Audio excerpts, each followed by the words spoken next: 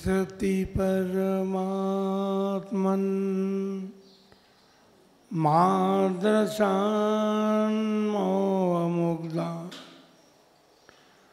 कथम तनुवशत्वान् बुद्ध के शान्यजेयम् सुगतमगधरं वागधीशं शिवं वा जितभवमभिवन्दे भासुरं श्रीजिनं वा। देवादिदेव 1000 श्री पार्श्वनाथ भगवान की 20वीं सदी के प्रथमाचार्य चारित्र चक्रवर्ती आचार्य श्री शांति सागर जी महाराज की, परम पूज्य आचार्य श्री वीर सागर जी महाराज जी, परम पूज्य आचार्य श्री शिव सागर जी महाराज जी की, परम पूज्य दीक्षा गुरुवर्य आचार्य श्री धर्म सागर जी महाराज जी की, परम पूज्य आचार्य श्री अजित सागर जी महाराज जी की, परम पूज्य शिक्षा गुरुवर्य आचार्य कल्पश्री सुत सागर जी महाराज जी की, श्रीमद् जैन धर्म की। बोले परम पूज्य वात्सल्य वारिधि आचार्य भगवान श्री वर्धमान सागर जी महाराज की, आचार्य संघ की।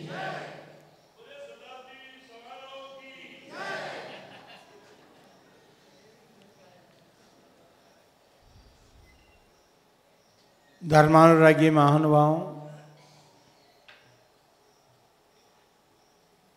जैन धर्म में संगति करने की बहुत सारी बातें बताई।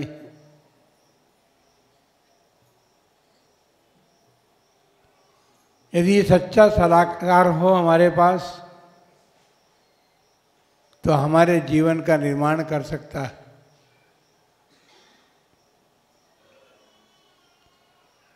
और सलाहकार के रूप में सर्वप्रथम हमारे पास है महामंत्र।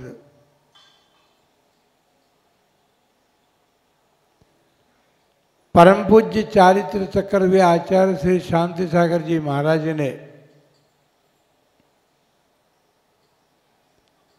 उस महामंत्र से सलाह प्राप्त की, क्योंकि मंत्री जो होते हैं वे सलाहकार होते हैं। राजा के पास कुछ भी नहीं होता। राज्य शासन चलाने में सलाहकार जो होते हैं वे ठीक समय पर ठीक सलाह देते हैं तो कार्य भी ठीक होता है। हम देखते हैं कि महाराज के समय में सामाजिक विकृतियां जन्म लेती जा रही थी और सबसे पहली विकृति थी बाल विवाह। आचार्य महाराज ने देखा कि गोलापुर नरेश के सन्निकट कौन व्यक्ति है। जब वे दर्शन करने के लिए आचार्य श्री के सामने आए तो उन्होंने दीवान लट्ठे साहब को एक बात कही, भाई कोल्हापुर नरेश के निकट तुम हो, उनको जीवन में सही सलाह भी दे सकते हो और दी गई सही सलाह जो है वह सामाजिक विकृति को दूर कर सकती है। क्योंकि बाल विवाह अर्थात बालकों का विवाह कर दिया जाता है। ये तो गनीमत है कि आचार्य श्री का 9 वर्ष की उम्र में विवाह माता पिता ने कर दिया था 6 वर्ष की कन्या के साथ। अपन सोचें जरा, वह 6 वर्ष की कन्या जो है 6 महीने के बाद स्वर्गस्थ हो गई, मरण को प्राप्त हो गई। ऐसी ये इस प्रकार का दुश्चिंतन तो हम नहीं कर सकते, किंतु यदि उस कन्या के स्थान पर बालक का मरण हो जाता तो 6 वर्ष की कन्या जीवन भर के लिए विधवा हो जाती, होती ना। अब तो आवश्यकता नहीं है।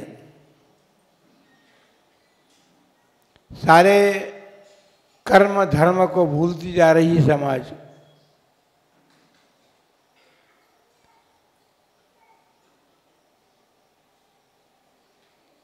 दीवान लट्ठे गए,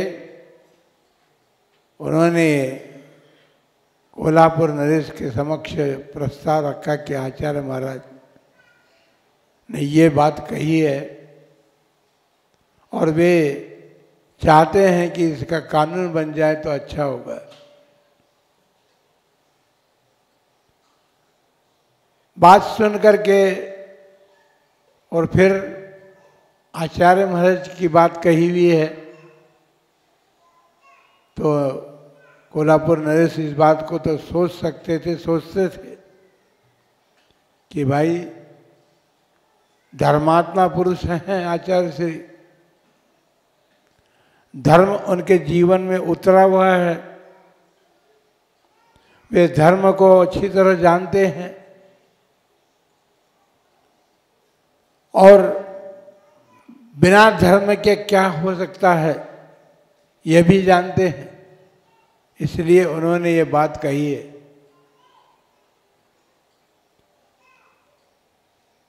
नरेश जी तो नहीं बैठे यहाँ पर?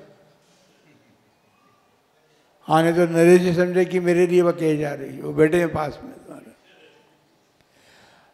कोल्हापुर नरेश की बात हम कर रहे हैं। उन्होंने आचार्य श्री की उस बात पर विचार किया और तत्काल आदेश दिया कि यह कानून बना दिया जाए। ये बात कैसे आई? आचार्य श्री के जीवन में एक मंत्री था और उस मंत्री की सलाह तो क्या करते हुए स्वयं को सब कुछ जानते थे, लेकिन उस मंत्री की सलाह लेकर के या सलाह से कार्य करके उन्होंने अपने जीवन में हर जगह सफलता प्राप्त की। हम सब उस सलाहकार को भूलते जा रहे हैं, क्योंकि हमारे जीवन में बहुत सारे सलाहकार उत्पन्न हो गए और उस सलाह को मान करके अपने जीवन का यापन हम करते हैं, जीवन चला रहे हैं।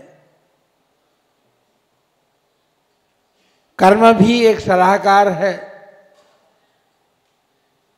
वो जब उदय में आता है तो हमारे जीवन में परिवर्तन ला देता है। जब जब कर्म का उदय हमारे जीवन में आता है तो हमारा अच्छा भला जीवन भी गलत रास्ते पर चला जाता है या फिर गलत रास्ते पर जाने वाला जीवन भी बदल सकता है, क्योंकि कर्म भी 2 प्रकार के हैं, पाप कर्म और पुण्य कर्म। वो पुण्य कर्म अर्जित करने का उपाय क्या है? आचार्य महाराज शांति सागर जी महाराज ने अपने जीवन में उस महामंत्र को भली प्रकार से, आप सोचिए, एक दो बार नहीं, क्योंकि मंत्र एक ऐसा होता है कि उसके बार बार उच्चारण करने से, बार बार चिंतन करने से हमारे मन और मस्तिष्क में उसके ट्रेस बढ़ जाते हैं, और वो ट्रेस जो हैं हमें मार्ग देते हैं, हमें सोचने की शक्ति देते हैं, और उन ट्रेस के माध्यम से ही हम अपने जीवन को आगे बढ़ा सकते हैं। भूल जाते हैं हम। एक राजकुमार था, उसने कुछ ऐसे कार्य भी किए थे, क्योंकि राजा का बेटा था ना। जब हमारे पास यदि सत्ता का मद हो तो भी हम उस बात को भूल जाते हैं। देखिए, रोज आप अखबार पढ़ने वालों से हम पूछना चाहते हैं, रोज तो अखबार पढ़ रहे हैं हम, ये ईडी कहाँ से आ गई?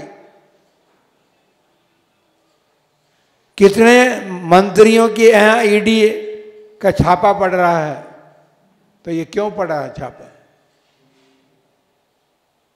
उसका कारण है कि रास्ता गलत पकड़ा है उन्होंने, और वो रास्ता गलत पकड़ने का एक कारण ये हो सकता है कि कर्म तो है ही, लेकिन पद जो है, उस पद के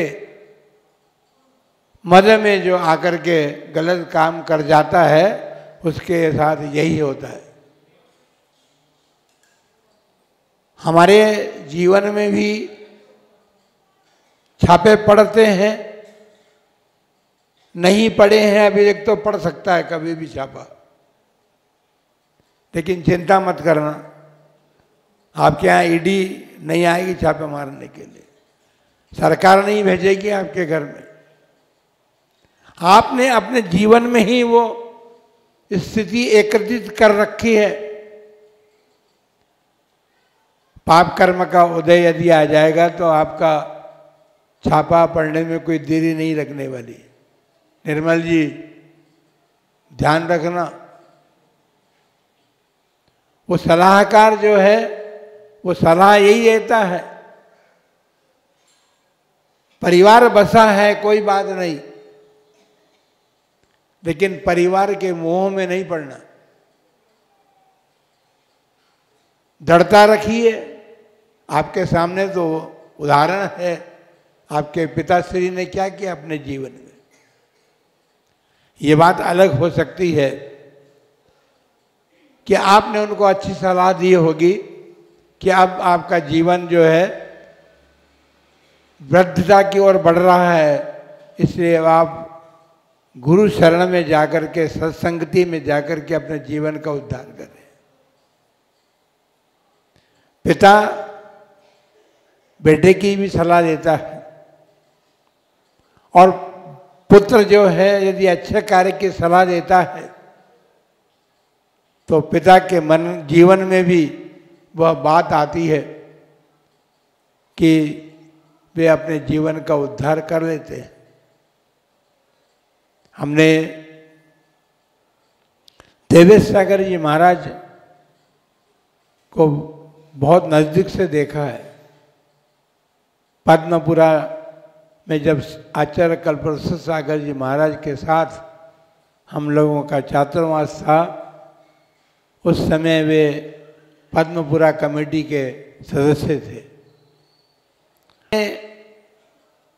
अपने जीवन को ऐसा बनाया था कि कष्ट उनको कष्ट के रूप नहीं लगते थे,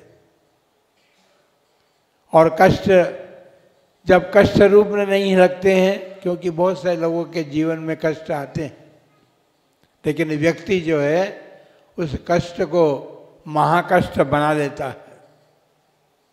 विचारों के माध्यम से वो महाकष्ट बना देता है। इसलिए संगति ऐसे लोगों की करना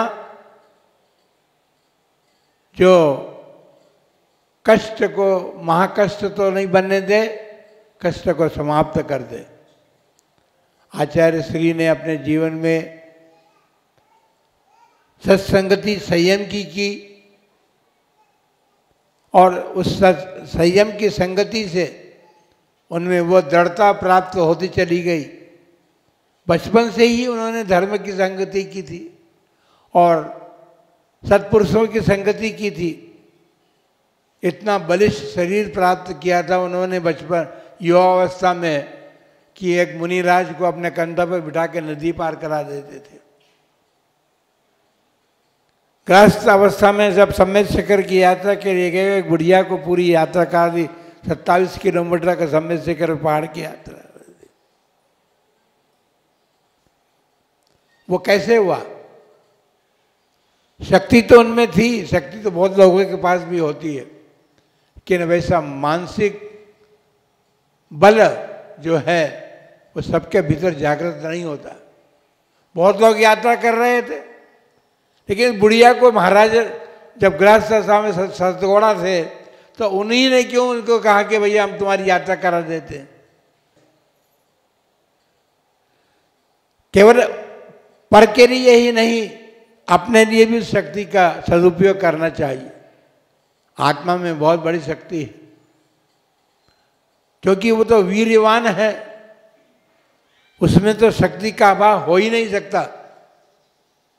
ये तो हमारी मानसिकता कमजोर पड़ जाती है तो हम उस शक्ति का सदुपयोग करने का मानस नहीं बना पाते। इसलिए बंधुओं, ये महामहोत्सव आप सब मना रहे हैं। केवल पारसोला वाले मत समझना कि हम ही मना रहे हैं, हम ही प्रारंभ कर रहे हैं। देश के कई लोग आ रहे हैं, आ चुके हैं और आएंगे। और ये महामहोत्सव जो है सारे देश में क्या विश्व तक संदेश पहुंचाएगा कि हमारे देश में एक ऐसी आत्मा हुई थी जिस आत्मा ने धर्म को अपने जीवन का अभिन्न अंग बना करके अपना तो कल्याण किया ही, लेकिन बहुत सारे लोगों का कल्याण उनके माध्यम से हुआ है। दीनहीन गरीब लोगों के माध्यम से भी उनका कल्याण हुआ है। और तो क्या बात, जिन्होंने चारित्र चक्रवर्ती ग्रंथ लिखा है। सुमेरचंद जी दिवाकर के जीवन में एक बहुत बड़ी आपत्ति आई थी, और आपत्तियां जब आती हैं तो व्यक्ति घबराता है। उन्हें जैसा पढ़ा लिखा व्यक्ति भी घबरा गया। कारण क्या था? लोक रूढ़ी की तरफ, लोक व्यवहार की तरफ उनका दृष्टि जा गई और सोचा कि भाई इतना बड़ा रोग हो गया है मेरे जीवन में, तो अब तो आत्महत्या करनी चाहिए। बताइए, कष्ट जब आते हैं तो व्यक्ति यही सोचता है कि सुसाइड कर लें, आत्महत्या कर लेंगे तो कष्ट से मुक्त हो जाएंगे। ये पता नहीं है कि ऐसा बुरा सोचना और फिर अपने स्वयं के लिए बुरा सोचना तो कैसे कर्म का बंध कराएगा। और वो कर्म का बंध जब हमें अगले भाव में जाके भोगना पड़ेगा तब इससे भी बड़ा कष्ट हमको अपने जीवन में दिखाई देगा। इसलिए इस प्रसंग पर, इस अवसर पर अपने जीवन को स्वच्छ बनाने का प्रयत्न करें, अपने जीवन के विकारों को दूर करने का प्रयत्न करें और उन महान आत्मा के जीवन से प्रेरणा लें कि उन्होंने किस प्रकार अपने जीवन में धर्म की सलाह लेकर के, धर्म के सन्निकट जाकर के अपने जीवन का उद्धार किया। आप सभी के जीवन में मंगलमय भावना करते हैं कि धर्म आपका साथी बने। मिलने वाला है, सच्चा साथी यदि मिलेगा तो धर्म ही होगा। इसलिए हमने भी सोच लिया, स्वार्थ की सगी इस दुनिया में बस धर्म तेरा सच्चा साथी, मेरा साथी तुम्हारा नहीं। को मिटाने में समर्थ है। आप सबके जीवन में वो धर्म प्रकट हो और अपने जीवन में आने वाले कष्टों को आप भूलते चले जाएं और अपने जीवन में